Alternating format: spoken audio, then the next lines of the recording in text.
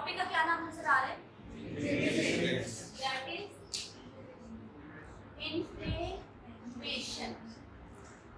कोई आइडिया है इन्फ्लेमेशन क्या होगी? सूजन। वेरी गुड भाई। उर्दू में हम कहते हैं इन्फ्लेमेशन होगी, सूजन हो गया, ऐसे देखो रेडनेस आ जाती है, पेन होती है, ठीक है। होती क्यों इन्फ्लेमेशन कब होती है? जब कोई इंजरी हो जाती है। लास्ट लेक्चर में we have discussed the causes of injury, ठीक है। दोबारा से छोटा थोड़ा सा रिवाइज कर लेंगे कॉजेस ऑफ इंजरी को, फिर आगे इन्फ्लेमेशन को लेकर चलेंगे। आप लोग अभी अपनी फिजियोलॉजी में इम्यूनिटी पढ़ रहे हो, इम्यूनिटी का जिक्र इसके अंदर आएगा भी। इन्फ्लेमेशन हुई, पॉजिटिव एजेंट आया, उसने इन्फ्लेमेशन, उसके नतीजे में इन्फ्लेमेशन हुई, इम्यून सिस्टम आपका एक्टिवेट हो गया, ठीक है भाई। इन्फेक्शन हुआ तभी इन्फ्लेमेशन हो सकती है ना, भाई। ये सारी इंटरलिंक्ड चीज़ें हैं। आज जस्ट जनरल डिस्कशन करेंगे इन्फ्लेमेशन को लेके। दो बुक्स का यूज़ करेंगे। सबसे पहले आपकी है text book of pathology by Harsh Mohammad, दूसरी आपके रॉबिन्स बेसिक पैथोलॉजी, ठीक है। हर स्लाइड के नीचे आपको बुक का रेफरेंस नजर आ रहा है। बच्चों, इन्फ्लेमेशन आपको नाम से भाई आपको पहले से आइडिया है। इन्फ्लेमेशन को उर्दू में कहते हैं सूजन। तो अब आपको यहाँ से इसके साइंस भी पता चलने जा रहे हैं। साइंस क्या है आपको देखने में जी? रेडनेस आ गई, पेन आ गई, यही साइन जो है ना इसके। तो अब आपको इसकी बियोलॉजी भी पता है, कोई ना कोई इंजूरियस एजेंट, कोई ना कोई इसका कॉजेटिव एजेंट लाजमी होगा। हम लोगों ने लास्ट लेक्चर में causes of cell injury discuss की थी, ओके। अब हम इन्फ्लेमेशन पढ़ने जा रहे हैं। इन्फ्लेमेशन की ये फर्स्ट स्लाइड आपके पास आ रही है from the text book of the Harsh. बच्चों, इन्फ्लेमेशन, अच्छा आपके ज़हन में क्या आता है? इन्फ्लेमेशन एक लोकल रिस्पॉन्स है या सिस्टमिक रिस्पॉन्स है? अच्छा, जनरली जब मैं डेफिनेशन देखती हूँ, मैंने हर्ष मोहन की बुक उठाई और फिर मैं इंटरनेट से भी इसको डिस्कस करूँगी। मैंने टेक्स्ट बुक उठाई, मुझे टेक्स्ट बुक से पता चला मेरे पास ये जो इन्फ्लेमेशन है एक लोकल रिस्पॉन्स है। लेकिन अगर मेरी ये इन्फ्लेमेशन एक एग्जैजरेटेड लेवल पे चली जाए, can it be systemic? Yes, then it can be systemic as well. लेकिन जब मैं सिर्फ बुक से डिस्कस कर रही हूँ, मैंने बुक में देखा कि मेरे ऑथर ने लिख दिया कि इन्फ्लेमेशन को कैसे डिफाइन करेंगे। Inflammation is basically a local response. अच्छा, लोकल रिस्पॉन्स भी देगा कौन? आपका टिश्यू, वो टिश्यू जिसको के इंजरी हुई है। आपका इस टिश्यू को आपकी सप्लाई जा रही है बाय द ब्लड वेसल्स, ठीक है। अब इन ब्लड वेसल्स का इस इन्फ्लेमेशन के साथ ताल्लुक है कि पूरा इन्फ्लेमेशन का प्रोसेस एक्चुअली चलता कैसे है। बच्चों, यहाँ पर एक चीज़ याद रख लेना। फिलहाल अब हम इसकी डेफिनेशन जनरेट करने जा रहे हैं। मैंने आपको कह दिया this inflammation is a local response. Inflammation हुई कब? जब किसी पॉजिटिव एजेंट ने आपको अफेक्ट किया। इन्फ्लेमेशन का रद्द-ए-अमल जाहिर किसने किया?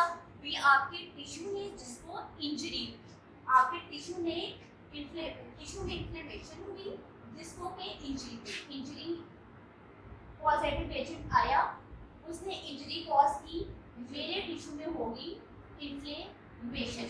इन्फ्लेमेशन अब is a local response, okay. ये एक लोकल रिस्पॉन्स है। बेसिकली ये किसी किस्म का हार्मफुल रिस्पॉन्स नहीं है, बल्कि ये ऐसा रिस्पॉन्स है जो कि मेरी बॉडी को डिफेंड करता है। सो मैंने कह दिया it is a body defence reaction. ये मेरे डेफिनेशन में दूसरा वर्ड आ गया, this is the body defence reaction. अब इसने इन्फ्लेमेशन हुई क्यों? क्योंकि मेरी बॉडी को इंजरी से डिफेंड करना चाह रही थी। अब ये जो इंजूरियस एजेंट था, इन्फ्लेमेशन के प्रोसेस में इस इंजूरियस एजेंट के साथ क्या होगा? या तो उसको एलिमिनेट कर देगा या फिर उसको लिमिट कर देगा। फॉर एग्जांपल, मेरे पास कोई बैक्टीरिया है, उसको एनगल्फ करके उसको तोड़ कर दे, वायरस को क्या कर देगा? एलिमिनेट कर देगा, या तो उसके स्प्रेड को रोकेगा, ठीक है। अब डेफिनेशन में मेरे पास एक वर्ड आ गया, लोकल रिस्पॉन्स है। This is a defence reaction. इसका पर्पस है एलिमिनेट करना या लिमिट करना आपके इंजूरियस एजेंट को। और लास्ट में इसके साथ क्या स्टेप होगा? जाहिर इन्फ्लेमेशन मैंने कहा एक बॉडी का डिफेंस मैकेनिज्म है, इसमें आपको रिपेयर की तरफ भी लेकर जाना है। किसकी तरफ लेके जाना है? रिपेयर की तरफ लेके जाना है। सो अल्टीमेटली क्या होगा? This will be followed by the removal of the necrosed cell और द टिश्यू। भाई मेरे पास फॉर एग्जांपल मुझे किसी बैक्टीरिया ने अटैक किया, फॉर एग्जांपल मैं रोड पे जा रहे इंजरी होगी, एक्सीडेंट हुआ, इन्फेक्शन हो सकता है ना, अच्छा इंजरी लगी। अब इसके नतीजे में मेरे टिश्यू में क्या होगी, इन्फ्लेमेशन का पूरा प्रोसेस चलेगा। कैसे चलेगा इसको भी डिस्कस करेंगे, स्टेप्स को डिस्कस करेंगे, टाइप्स को डिस्कस करेंगे। अब जी इन्फ्लेमेशन क्या थी, बेसिकली एक डिफेंस था मेरी बॉडी के जी अंदर के इम्यून सिस्टम एक्टिवेट हुआ, वहाँ से न्यूट्रोफिल्स वगैरह आए, उन्होंने क्या किया, कोशिश करी ये जो बैक्टीरिया वगैरह फॉर एग्जांपल आ गए इसको मेरी बॉडी से एलिमिनेट करें। अगर एलिमिनेट नहीं कर पा रहा एटलीस्ट इसको लिमिट कर दे, ठीक है। अब लिमिट हो गया, अब जाहिर है जो मेरे पास जी जो मेरा डेड टिश्यू था उसको भी रिमूव करना है इसने, ठीक है। जो जिसके लिए मैंने वर्ड यूज़ किया नेक्रोज्ड, हमने नेक्रोसिस पढ़ी है ना लास्ट टाइम भी, उसको क्या किया, उसको रिमूवल कर दिया, अल्टीमेटली मेरे पास रिपेयर आ जाएगी। तो भाई आपके पास जो इन्फ्लेमेशन है कोई एक डेंजरस चीज़ नहीं है। देखेंगे कि 7 पे आके जी अगर आउट ऑफ कंट्रोल हो जाए तो फिर हम लोगों ने क्या करना है, ठीक है। फिलहाल जी मैंने कह दिया दिस इज, अब मैंने डेफिनेशन में जब भी आप एग्जाम में डेफिनेशन लिखोगे ये आपके पास जो 4 फीचर्स हैं ये आपने डेफिनेशन में लाजमी मेंशन करना है, otherwise your definition will be incorrect.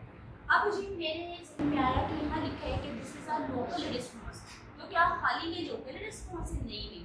मैंने जी गूगल से डेफिनेशन की, लोकल इन्फ्लेमेटरी रिस्पॉन्स किसी ट्रॉमा के नतीजे में, इंजरी के नतीजे में हो सकता है, लेकिन अगर आपको किसी किस्म की स्पेयर इंजरी हो जाए, एक ट्रॉमा मल्टीपल टाइम्स आपको ट्रॉमा हो रहा है, ठीक है, तो अभी इन्फ्लेमेशन क्या लोकलाइज्ड रहेगी, never. Now this inflammation is a systemic inflammation, और ये रिस्पॉन्स आपके पास एक सिस्टेमिक रिस्पॉन्स आ जाएगा।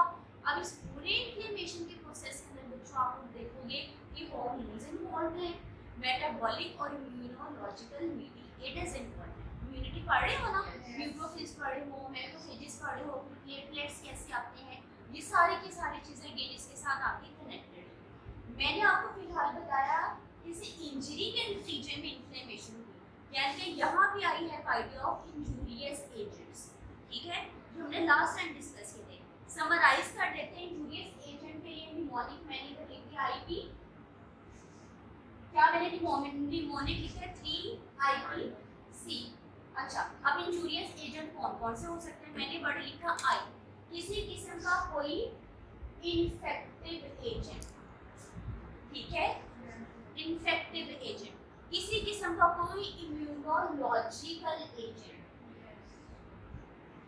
Immunological agent. देन थर्ड आई मेरे पास आ गया किसी किस्म का कोई इनर्ट सब्सटेंस, ये स्लाइड कहाँ से, हर्षमोन से, ठीक है। अब जी 3I हो गए मेरे पास कंप्लीट। अब मैंने इधर वर्ड लिखे P, किसी किस्म का कोई फिजिकल एजेंट। अब मेरे पास रह गया है C is for any chemical agent, any chemical agent. यहाँ से मुझे पता चल गया मेरे पास इंजूरियस सब्सटेंस कौन से हैं, और भी हैं जो कि इन्फ्लेमेशन कॉज कर सकते हैं। मैंने निमोनिक याद रखा 3IPC, इसमें मैंने कहा सबसे पहले कोई ना कोई इन्फेक्टिव एजेंट। इन्फेक्शन नॉर्मली किस होता है, बैक्टीरिया से हो सकता है, वायरस से हो सकता है, किसी टॉक्सिन से हो सकता है, फंगाई से हो सकता है, किसी न किसी पैरासाइट की वजह से आपको हो सकता है।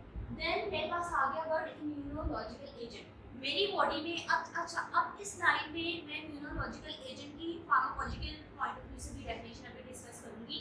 फिलहाल टेक्स्ट में आपको अपने के इम्यूनोलॉजिकल एजेंट कौन से हो सकते हैं, किसी किस्म का कोई सेल मीडिएटेड या फिर एंटीजन एंटीबॉडी रिएक्शंस की ये बात करें जो आप फिजियोलॉजी में पढ़ें, जिसमें आपके न्यूट्रोफिल्स आ गए, मैक्रोफेजेस आ गए, सारे फैगोसाइटोसिस वगैरह सारे प्रोसेसेस चल रहे हैं, ठीक है। ऑटोइम्यून डिजीजेस आ जाती हैं इसके अंदर।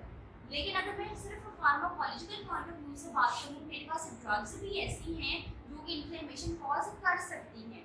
अब मोर प्रिसाइजली हम फार्मडी के स्टूडेंट्स हैं, आपके पास इम्यूनोलॉजिकल एजेंट की डेफिनेशन कैसी हो सकती है, वीक एजेंट्स, ऐसे ड्रग्स जो मॉडिफाई कर देंगे आपके इम्यून रिस्पॉन्स को, या आपके इम्यून रिस्पॉन्स को बढ़ा देंगे या फिर उसको सुप्रेस कर देंगे। ऐसे एजेंट्स को हम लोग इम्यूनोलॉजिकल एजेंट्स कहते हैं। इन्फेक्टिव एजेंट्स क्लियर हो गए, इम्यूनोलॉजिकल एजेंट्स क्लियर हो गए। देन आपके पास आ गए इनर्ट सब्सटेंसेस। भाई इनर्ट सब्सटेंसेस ऐसे कोई फॉरेन सब्सटेंसेस ही हैं, तभी तो इंजरी कॉज करेंगे। इनर्ट के नाम से पता चले ना, ऐसे सब्सटेंसेस हैं basically they are generally not reactive, ठीक है, जनरली वो रिएक्शन कॉज नहीं करते। लेकिन जी फॉर एग्जांपल, अब इसकी एग्जांपल हाई ग्रेड प्लास्टिक आ जाते हैं, ग्लास आ जाते हैं, बाज़ लोगों को ऐसा लगता है कि कुछ चीज़ें टच कर ली और उन्हें इन्फ्लेमेशन स्टार्ट हो जाती है, दूसरे ही इंसान को उससे इन्फ्लेमेशन स्टार्ट नहीं होती है। बाज़ इनर्ट सब्सटेंसेस भी ऐसे हैं जो कि इन्फ्लेमेशन कॉज करते हैं। देन आपके पास आ जाते हैं फिजिकल एजेंट्स।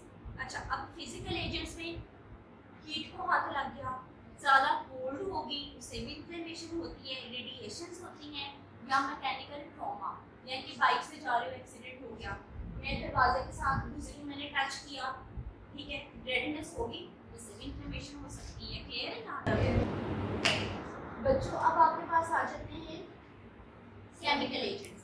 वे किसी किस्म के, मैं किसी ऑर्गेनिक या इनऑर्गेनिक पॉइजन्स की बात करूँ तो वो भी इन्फ्लेमेशन आपकी बॉडी के अंदर कॉज करा सकते हैं। मैंने भी ड्रग्स की बात की ना, ड्रग्स भी इन्फ्लेमेशन कॉज करा सकती हैं।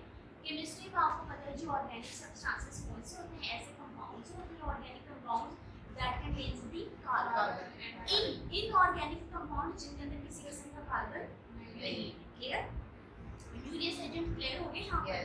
अच्छा जी, अब जी मेरे पास जी, मैं फिलहाल यहाँ पे कंक्लूड कर रही हूँ, मैंने आपको का इंजरी हुई, मेरा इम्यून सिस्टम एक्टिवेट हुआ, इन्फ्लेमेशन का प्रोसेस हुआ, it means this is a protective response जो आपके हार्मोन के अंदर लिख दिया।